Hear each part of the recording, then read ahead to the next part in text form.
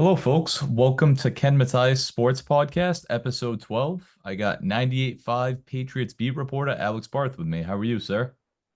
Good. Thanks for having me, Ken. Yeah, no problem. I just want to dive right into it. I mean, Pat's Sure. training camp's 2 days away. What's your quick expectations that we're going to see this week from the veterans and the rookies?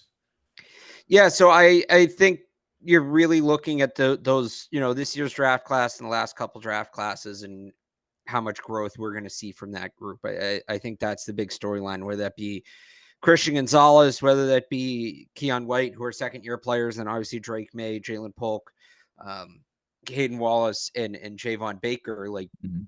I think those guys are going to be the story of camp because it's a new regime, and as this team kind of moves forward, you're looking for a new core, and I think the expectation is those guys are the core. So that to me is the big storyline to watch. It's just where those guys are at. As this team kind of gets ready to start to build things back up.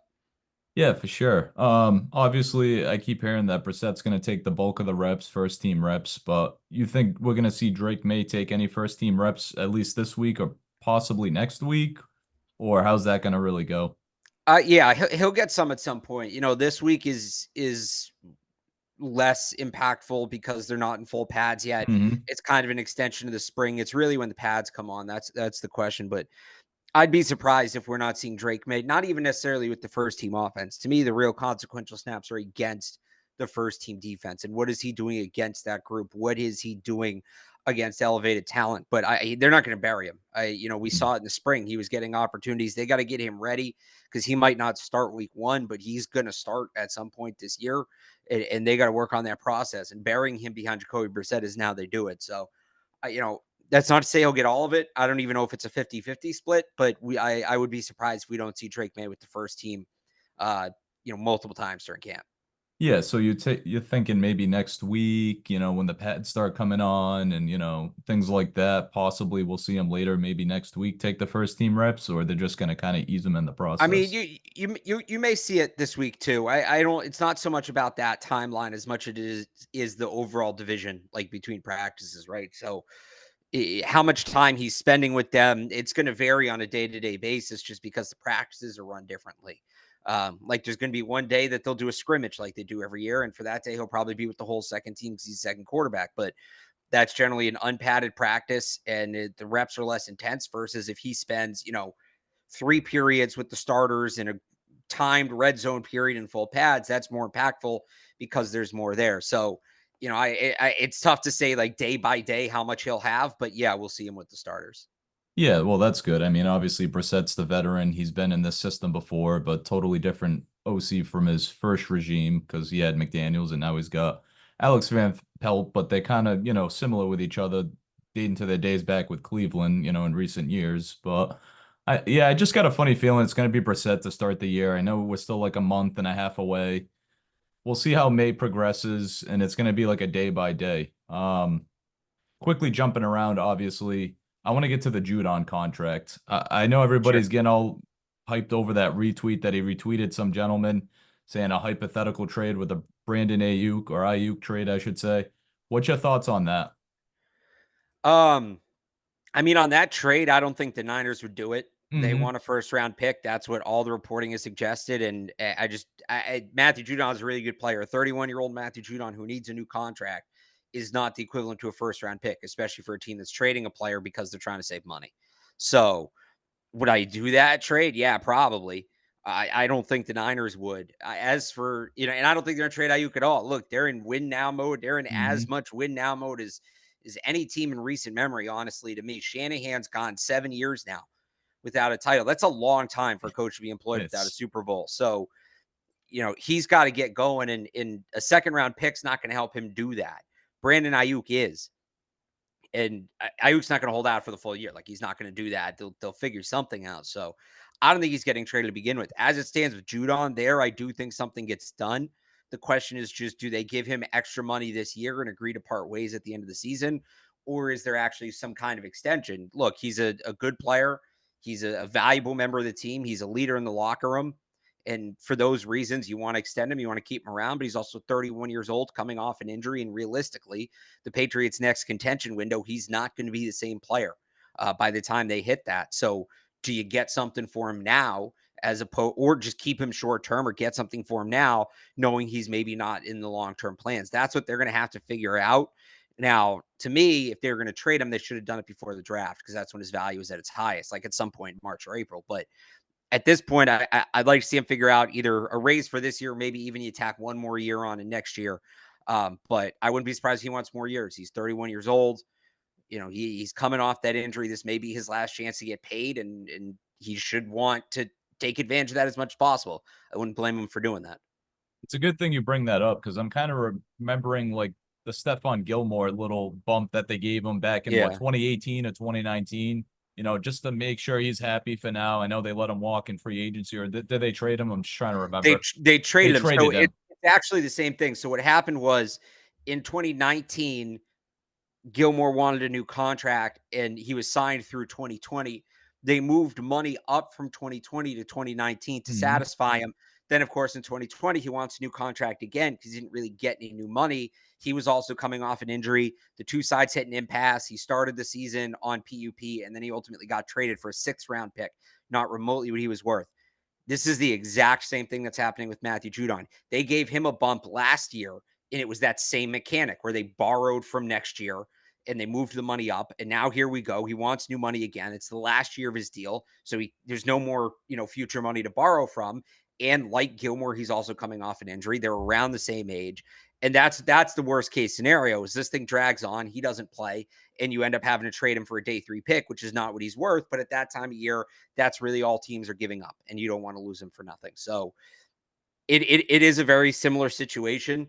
You hope that obviously there's new people in charge, right? You hope that the Yeah. lessons learned and they figure out one way or another, either they give him more money or they trade him before, or at least they get him on the field before they trade him, but he may not play under the contract. But it's a very similar situation, yes, and you hope for the Patriots that it's a different ending.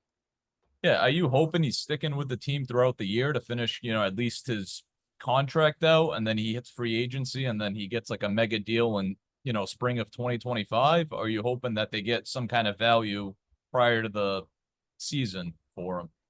I mean, what kind of value? Like at this point, if you could get a top 100 pick for him, late second, early third round pick, I'd seriously consider that. But I don't think you're going to get that. I think at this point you're getting a day 3 pick, and at that point, I think as this team tries to reset the culture, and you don't want to tank 2 years in a row, and they're going to need some wins, and he's going to help them win.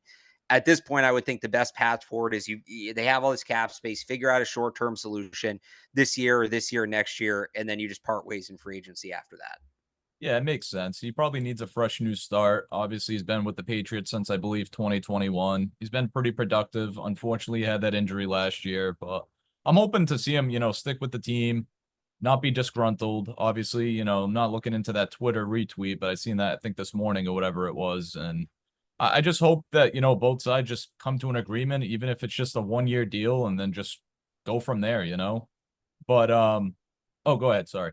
No, I was gonna say, yeah, I think that's kind of where most people are at this point. Is that it's a short term thing. Yeah, like I said, it's compared to the Gilmore of 2019, 2020 ordeal, basically, like I said. So it's basically the same situation. Right. But moving on, yeah, you mentioned the rookie wide receivers. How much are we gonna see right out the gate in training camp with them as they learn Van Pelt's offense and his schemes? I think we'll see Polk a good amount early on, especially if Kendrick Bourne isn't clear to start practice right away, right? He's coming off that torn ACL. So I think we'll see him a good amount early. He's a 2nd-round pick for a team that's been starved for wide receiver talent. We know they think they need more at wide receiver. They tried to sign Calvin Ridley. They tried to trade for Brandon Ayuk. So I think they give him every chance, and I think we see a good amount of him early. Baker is a little tougher to tell just because he had that injury in the spring and we don't know where he's at. He may still be limited, but if he's not, I mean, I think he gets a good amount of run too. Like he's the lone true X really on the roster. So, or I guess it's him and Tyquan Thornton, but who knows how long Tyquan's going to be practicing for. So I think Baker gets some run too, but I think Polk's going to be a focal point for them when camp starts. So it's gonna be more Polk than Baker, or you're gonna see a little Taekwon in there as well. And obviously Kenny Bourne's coming back from the injury, Yeah. trying to ease him right in. So yeah, I was trying to spit that out. But are we gonna see a lot of Pop Douglas? Because I was listening on the Sports Hub earlier, McCone and Joe Murray, they would, filling in for the guys, and they're saying that the MVP, and it might have been Curran too from NBC Sports Boston, they're saying that Pop Douglas is gonna be the MVP of, the summer basically. What's your thoughts on their reaction to that? Yeah, I mean, look, all the receivers are going to play. It's camp. Like Hmm. you're gonna see everybody. Douglas is the most explosive playmaker they have on the offensive side of the ball. There's no doubt about that. Last year, very good year for a rookie. You're hoping he can build on that. You don't want that to be his best year. It was a very good year, but he still has room to grow. He's got to stay healthy. That's the big question. But I would expect him to have another dominant camp. He's a player that's just going to really have an advantage in that setting specifically, and he's a good player. So yeah, I think you'll see a lot of him. I think you'll see him have a dominant summer, and I do wonder if kind of later on they ramp it down just a little bit to keep him healthy because that's going to be a point of emphasis this year. But he does have a real chance to be their best offensive player. Yeah, for sure. Obviously, being a second year player, different offensive system between O'Brien and Van Pelt. But going back to talking about the guys on the hub earlier today, I think Joe might have said maybe Christian Gonzalez could be the MVP. I'm not trying to correct his words, but I'm trying to remember what he said. What's your thoughts on that? Maybe Christian Gonzalez coming off the injury. I keep saying industry, sorry. That he suffered in Dallas in week 4 or 5 last year.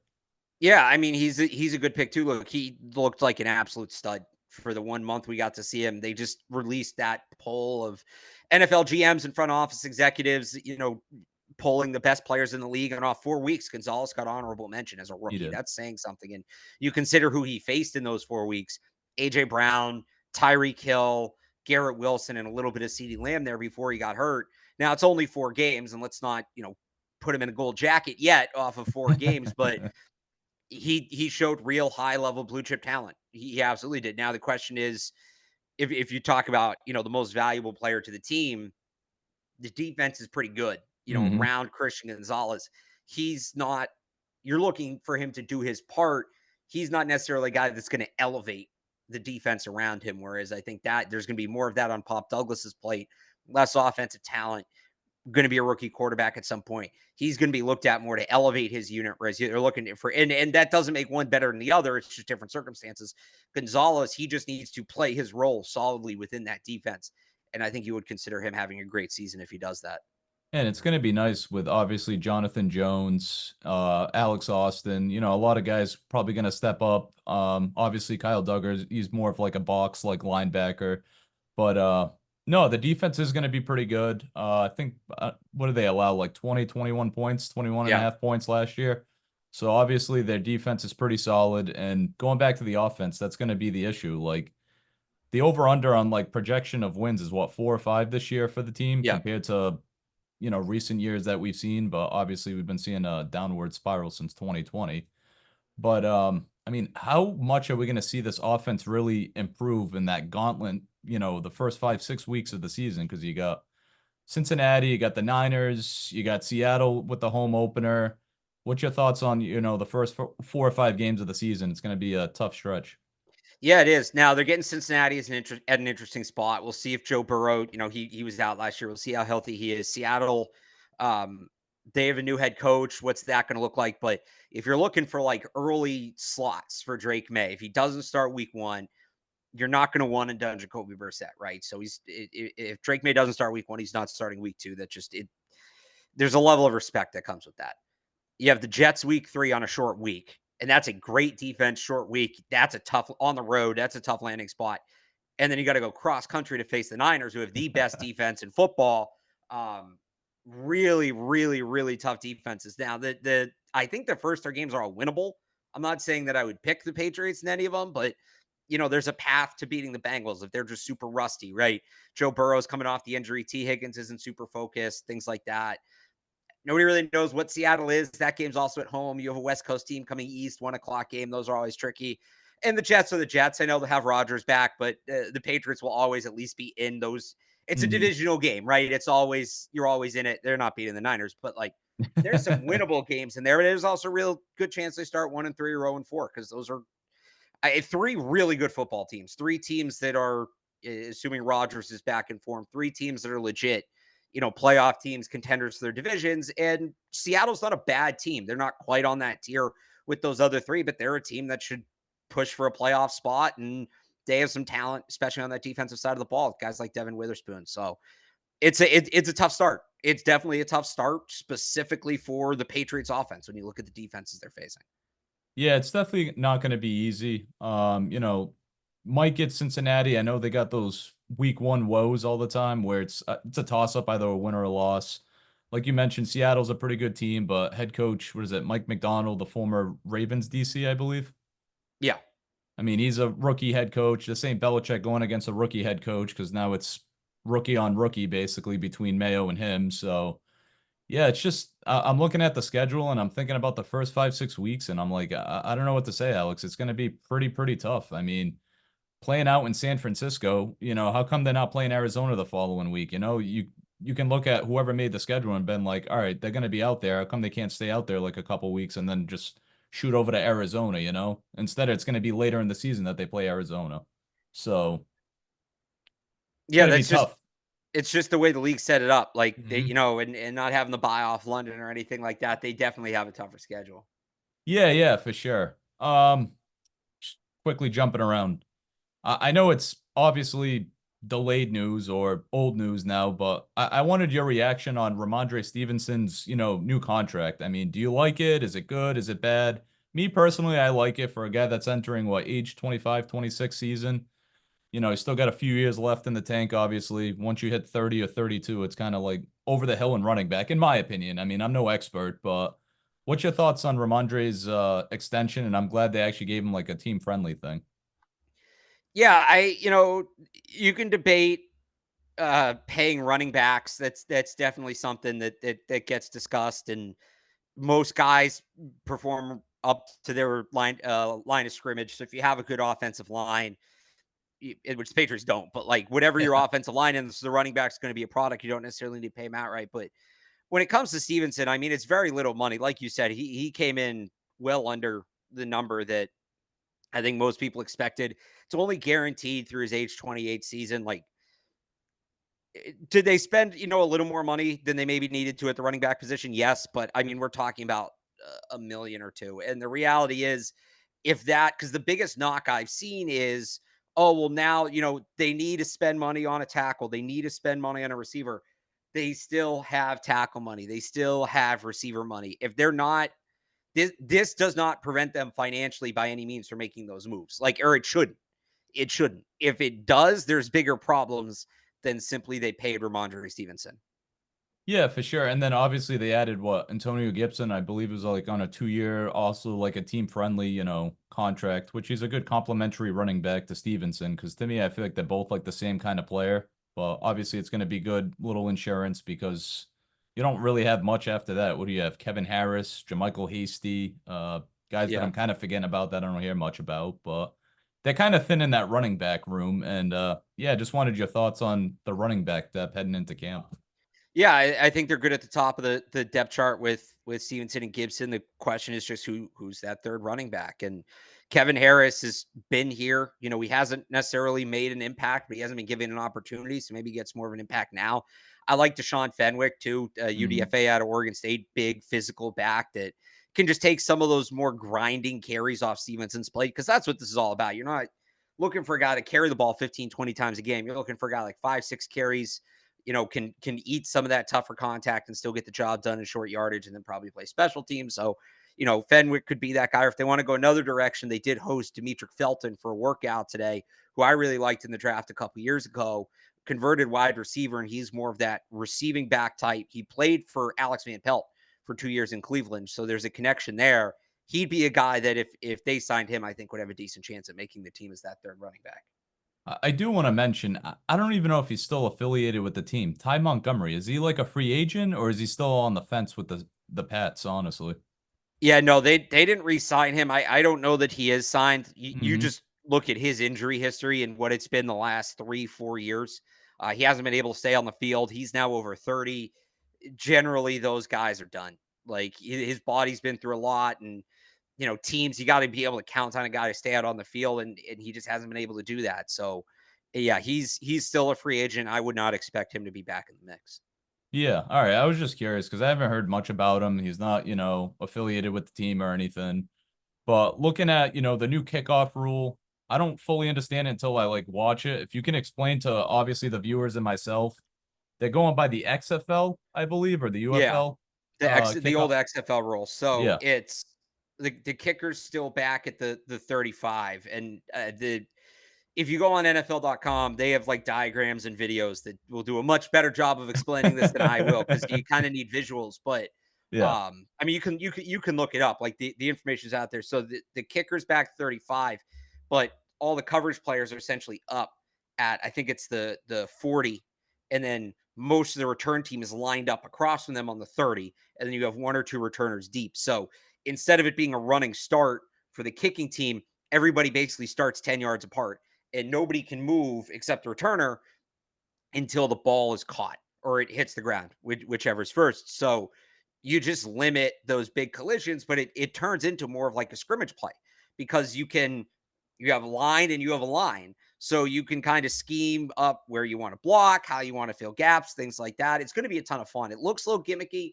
Once you get past that, it's going to be a ton of fun. I'm looking forward to seeing how teams attack it, because I don't know that there's one right answer to it. And whichever teams can figure out early what works, those teams are going to have a significant advantage. No, I appreciate you explaining that because that leads into my next point. I know we're far off from the season. Who could we see returning kicks? Could it be Marcus Jones coming off an injury? Obviously, was it his third year in the league? Or is it going to be somebody else, one of the 5 or 6 wide receivers on the team, whoever's like wide receiver 5 or 6? So I wouldn't count on Marcus Jones. He's still going to return punts, but he can protect himself easier returning punts. It's going to be a pretty physical play. You want somebody that's a little bigger, and Jones Hmm. obviously has an injury history. I look at Jalen Rager. If he makes the team as being the ideal guy, he's got speed, but he also has quickness. He has experience returning kicks too. He's just a good player in the open field. I think Isaiah Bolden, who was a kick returner in college, assuming he makes the team and he'll be a depth corner, maybe play some safety, he'd be in the mix too.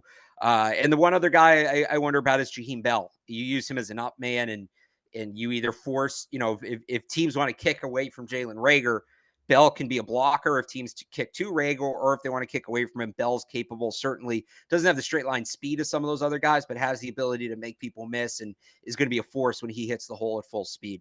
Though that to me is the main group. I know Kyle Duggar got some run back there as well in the spring. Maybe as an emergency option. I don't see them having him do that full time. I just don't think it's the best use Yeah. for his skill set. But yeah, I think the main group of guys competing for that, and they'll have to make the roster too, obviously, are Rager, Bolden, and Bell. All right. Yeah, I was just curious, how that's going to look. Are they going to set up? I know you were mentioning 2 returners, might be one on the left, one on the right side of the field, with all this new kickoff rules, which is going to take me a little bit to get used to watching the games. But just hopping around the team, I know I'm kind of all over the place. I'm shifting back to the offense. Tight end room. We got Hunter Henry that just re-signed on a 3-4 year deal. He's going to be with New England for quite some time. And then you got Austin Hooper on a 1 year, like Mike Gesicki deal from last year. What's your thoughts on the wide receiver room and adding Jaheim Bell as well, the rookie out of Florida State? So Hunter Henry's going to be, I don't think they're going to run a ton of 12. They're going to be mostly 11 personnel, one tight end. Hunter Henry's going to take the bulk of that, and I think he'll have a better year. Drake May likes throwing to the tight end. He had Bryson Nesbitt, very good tight end at North Carolina. Behind him, Hooper's a fine backup. He's kind of just a similar player to Henry skill set wise, so gives you good insurance. The question to me is, do they keep a third blocking tight end? I'll get to Bell in a second. I don't think, like, Bell's not a guy, the way he plays, you're not going to say, all right, Hunter Henry's hurt, let's put in Jaheim Bell to do the same thing. He's a very different skill set. So the question is, do they keep a third traditional tight end who's maybe more of a blocker? And that's our wonder if a guy like Mitchell Wilcox has a chance to make the team. He'll be competing for one of those final roster spots. Bell, to me, is his own thing. He's listed as a tight end, but he's really a multi-positional player. He plays some in the slot. He plays some out wide. He can play some running back. He can play some fullback. Really good pre-snap motion guy. He's his own player. Like, he's kind of that Kyle Juszczyk, Jonnu Smith type. For him, it's not about beating out Austin Hooper, beating out Mitchell Wilcox. He just has to prove on his own that he can add things as a gadget player that make it worth giving him a roster spot. As a gadget player, I should say, and as a special teams contributor.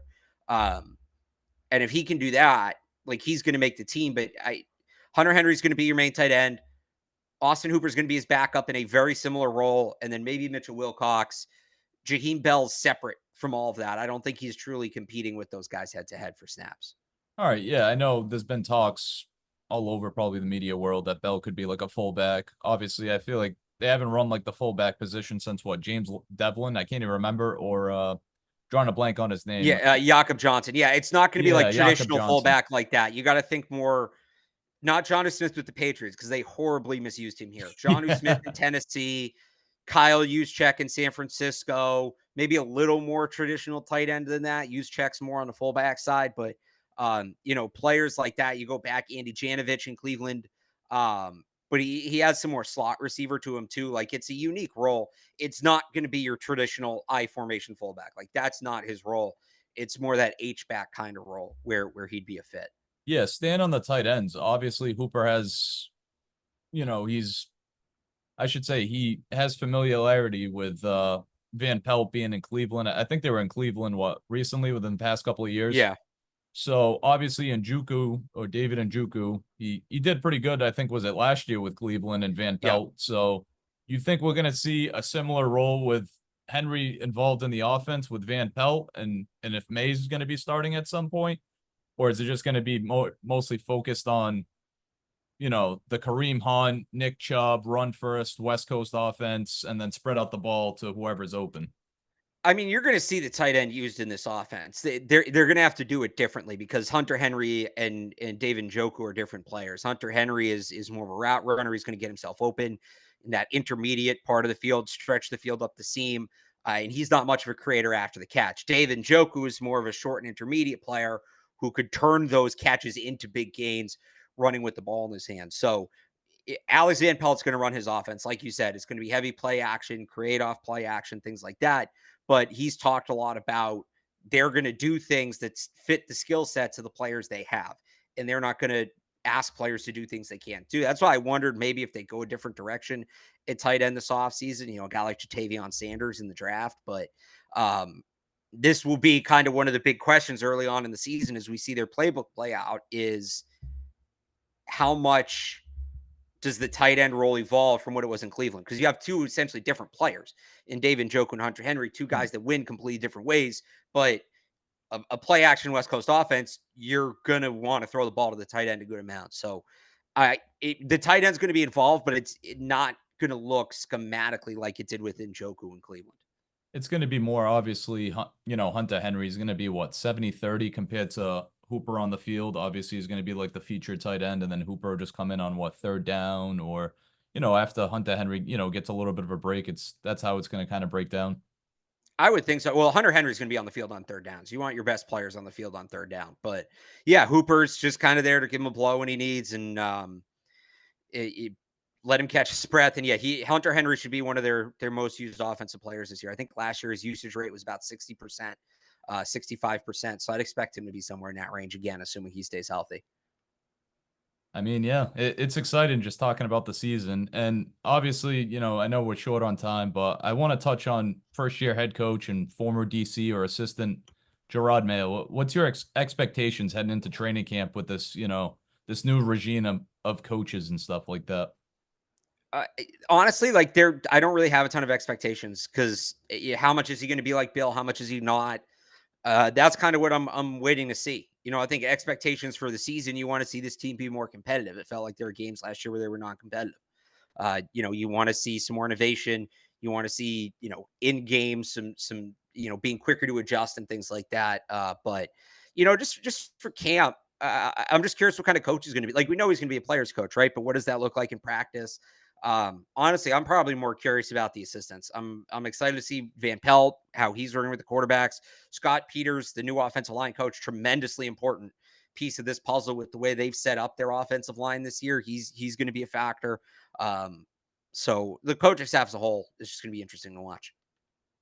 You think you're going to see Dante Scarnecchia obviously show up at camp within the next couple of weeks to kind of maybe help these guys and coach and kind of give his input on the current 2024 Patriots and especially the offensive line? He'll be down there. He's usually down there. I don't know how much coaching he'll be doing, but he's usually down there, hanging out. I'm sure if people have questions, he answers them. So, he'll be down there. I'm sure Ivan Fears will be, at a practice or two. He's usually down there hanging out. So, um, and there'll be, other people coming through. So yeah, I'd be surprised if we don't see Skarnecki at all over the next few weeks. I know this is off the grid, but any chance we see BB down there, Bill Belichick? I would be Shocked. beyond shocked. I know Steve Belichick was there in the spring, and maybe he comes back, but I don't know what his schedule is with UW and the Huskies, and that's a tough trip to make just for a practice, right? But Yeah. I would be very, very surprised if Bill Belichick shows up. That would be maybe the biggest story of the summer. Yeah, yeah, for sure. Obviously, that'll be breaking news everywhere if he actually makes an appearance within camp or a preseason game. But I believe there's only one Belichick. It's Brian, right? He's the Yeah, safeties coach. yeah, He's been with the staff what 6 to 8 years, whatever. It's, give or take. I could be off on my seasons, but he's the one lone remaining Belichick on the team. yeah. Um, all right, I'm drawing a blank. Sorry. So yeah, talking about good thing you brought up Steve. I mean, obviously, I'm kind of all over the place here, but what was your initial thoughts when obviously he left for University of Washington to be DC, and then he wasn't given the title here with Covington getting the title? I mean, he was, he's ready for a move. I think with the way everything went with his dad and all that, I understand if he didn't want to be here. I was frankly surprised Brian came back. I thought that was going to be it for the Belichick family. So it's a good opportunity. He gets to work with a guy in Jed Fish, who he's obviously familiar with. Spent a And short time here, Jetfish. yeah, and gets to kind of make a name for himself now. Really, not just outside of his dad's umbrella, but outside of the umbrella of the Patriots organization. So I think it's a tremendous opportunity for him. And Brian wanted to stay, and to each their own. But I think it's good Brian stayed. I think getting Brian and Mike Pellegrino back, they've just done such a tremendous job developing players in the secondary the last 4 or 5 years that getting both of those guys back. And there's a lot of attention on Brian Belichick, and I get why, but let's not lose track of Mike Pellegrino in this conversation. Getting those two guys back is really massive for them because those two are just really good football coaches. Yeah, it's for sure. Good to see Covington, Pellegrino, Brian, obviously Gerard getting the nod earlier this year. But I mean, talking about Mayo, I think he's got these guys buying in and playing for him. I mean, it seems like it's a different culture. I know you report on the team, you're there pretty much every day when, the season hits and stuff like that, and you see these guys up close and personal, and it's great, because you guys do get great coverage, I should say, at 98.5. And Thank you. yeah, no problem. I mean, what's the vibe been? The little you've obviously covered OTAs and stuff like that in the off season. Yeah, it's a little more relaxed. It's definitely a little more relaxed, but also, it's the spring, so it's tough to say. We'll see. We're really going to get to it now. I notice the grindstone stuff starting tomorrow, so um, it's too short to. It hasn't been enough time to truly say any sort of change in vibe. There's so many new players too, and um, we'll see. We're going to really see over the next month, I think, how much things are truly going to change. Yeah, so what is it? Mayo's like opening. I heard that he's got a press conference tomorrow. It's like his opener Yeah. to camp on Wednesday. Yeah. So he'll speak tomorrow and Wednesday, and there's a couple of players speaking tomorrow too. And then obviously the whole media will be down there starting Wednesday. All the beat reporters, yourself, and Right. everybody else. Starting Well, tomorrow for starting Mayo. tomorrow. Okay. Yeah. Final takeaways as we wrap up here. Look, I've been saying this. I can't tell you whether or not the Patriots are going to be good, but they're not going to be boring. Like I think it's going to be an interesting football team. There's a lot of juice here from the first year post Belichick to having a rookie contract to guys like Christian Gonzalez and Keon White who looked promising as rookies. Like there's going to be stuff to talk about with this team. I don't know how much that translates to wins. We'll see, but I do think there's going to be stuff to talk about. Hey, I appreciate it, Alex. Thank you so much for being a guest on my podcast for sure. Yeah, thanks for having me.